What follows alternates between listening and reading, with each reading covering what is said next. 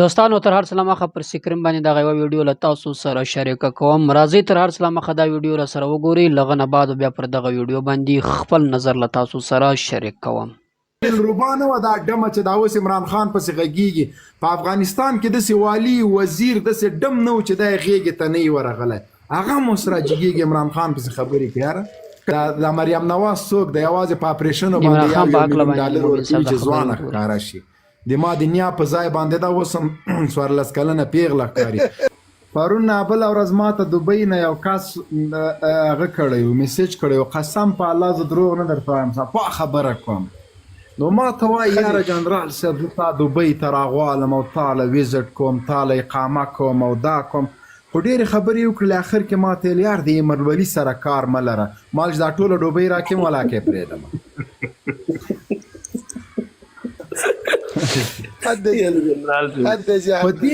بخیر راغلی موبین صاحب، سلامونه مې قبول کا. زما مایک له نیټ لږ کمزوری دی. په هغه ورځ باندې قسم به چې د عمران خان باندې قید و خطا او جرمانه شو پیاده ده چې غویی کېده سب خوشه. مال قسم په خدای کله مولا نه نیولې تر جولا پورې هېڅوک هم پرې خوښي، ځکه چې هغه خدمت کړی دی. یاره پاکستاني له خو پرېږده چې د افغانستان خلک هم ځي هلته د کینسر مفته علاج کېږي او انسانیت ته یې کړی. بیا د افغانستان په رابطه باندې ما ته خلک وایي ته عمران خان او مال عمران خان دوه شیونه ما ولیدل چې هغه د یو انسان د یو مسلمان د یو هغه سړي کار ده چې هغه زړه کې درد وي. لومړی دا چې دا اوس هم دا وزیر اعلی چې دا منګنډاپور هم دا خبره کړې ده، یو د افغان مهاجرینو ته د انسان په سترګه کته وایي که یې پرېږده نو د انسان په سترګه چلند سره کوي، کنې ویې باسئ له ملکه.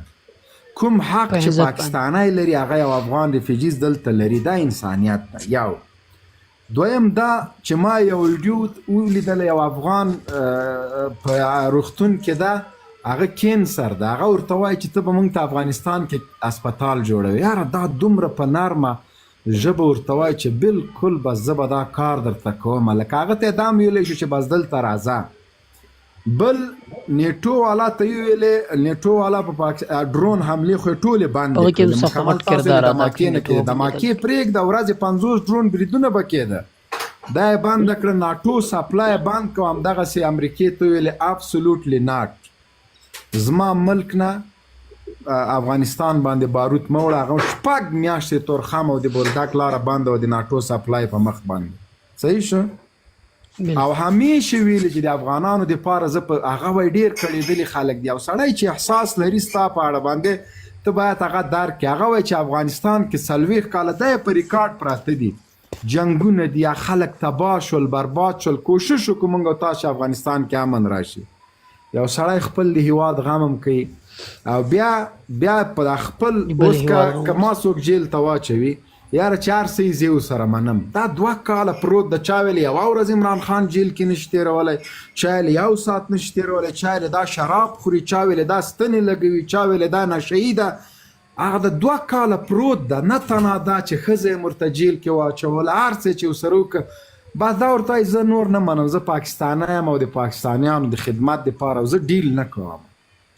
یاره د انسان دپاره هم دغومره حوصله د انسان دپاره هم دغومره مردانګي د یو انسان دپاره هم دغومره زړورتیا دا کفایت کوي چې ټول غله د پسې یو قوطي کې جای کړي. اوس ټول غله په جیل کې هم د نه ډارېږي.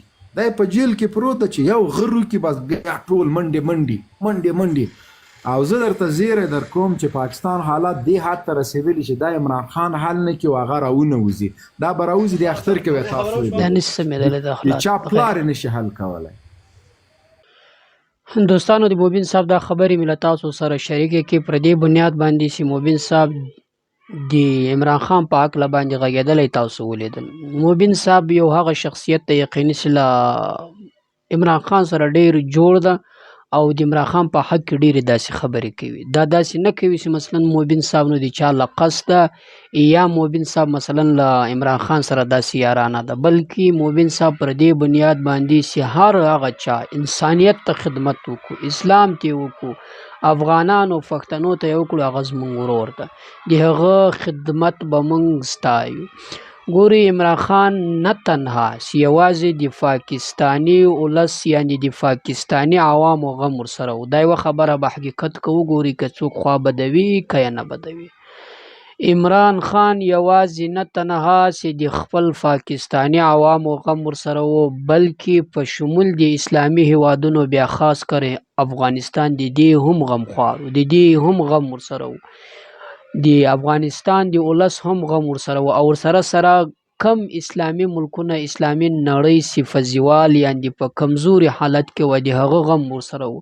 یعنی په اسان الفاظو به درته ووایو چې پاکستان په شمول سره سره د ټولو هیوادونو هغه هیوادونه چې اسلامي دي د هغو ټولو غم شریکي یې کوله، د هغو ټولو په غم کې اواز اوچت کوئ، په غږ د هغو ټولو په حق کې خپل اواز تر اقوام متحده تر نورو هیوادونو پورې رسوي. بل د افغانستان په هکله که راواخلې د عمران خان ډیره سخته ښه بهترینه پالیسي وه. که تاسو وګورئ د افغانستان د طالبانو او د امریکا د ټرمپ د مذاکراتو په هکله باندې هم د ډیر سخت کردار ادا کوي. اولین داسې کردار مثلا چې هغه کم چې ناټو د پاکستان له لارې پر افغانستان چې څه وړلو یا د افغانستان د حملې لپاره یا بارود یا مثلا د دوی خپل وسایل چې هر څه هلته خپل جنګ ته ادامه ورباندې کول هغه یې ورباندې بند کړلو. ولې؟ ځکه چې ویلو چې زه چاته اجازت نه ورکوم چې زما له هیواد څخه پر بل ګاونډي هیواد مسلمان هیواد باندې تعرض کوي. دا کار یې د ستایلو وړ و. دوهم د افغانانو لپاره یې داسې پالیسي وه د هر افغان مهاجر لپاره د کوشش کوي چې ویزه ورکړي، پاسپورټ ورکړي، چا چې د پاکستان شهریت غوښتی هغه یې ورکوي. او د افغانستان د مهاجرینو لپاره د مثبته پالیسي وه چې هغه دا ګټه وکړه. تاسو وګورئ د عمران خان هر کارکون څخه پوښتنه وکړي هغه د افغانانو په تګ باندې د افغان مهاجرو په ایستلو نه ده خوشحاله، د هغه په تذلیل کولو باندې نه ده خوشحاله. تاسو وګورئ موږ تاسو یو مثال وینو، الیامین ګنډپور هغه خپله وایي دا شهریت غواړي د افغان پاکستان نو ورکوي، څه ټکولیږي ولې نه ورکوي؟ او که بیا نه ورکوي بیا په عزت باندې خارج کوي، داسې په زور په ظلم سره نه. نو عمران خان داسې ډېرې مثبتې پالیسي درلودې د مسلمانانو په حق کې، د افغانستان په حق کې، بیا خاص کر د خپل عوام د ولس په حق باندې مثلا ډېرې داسې مثبتې پالیسي درلودلې.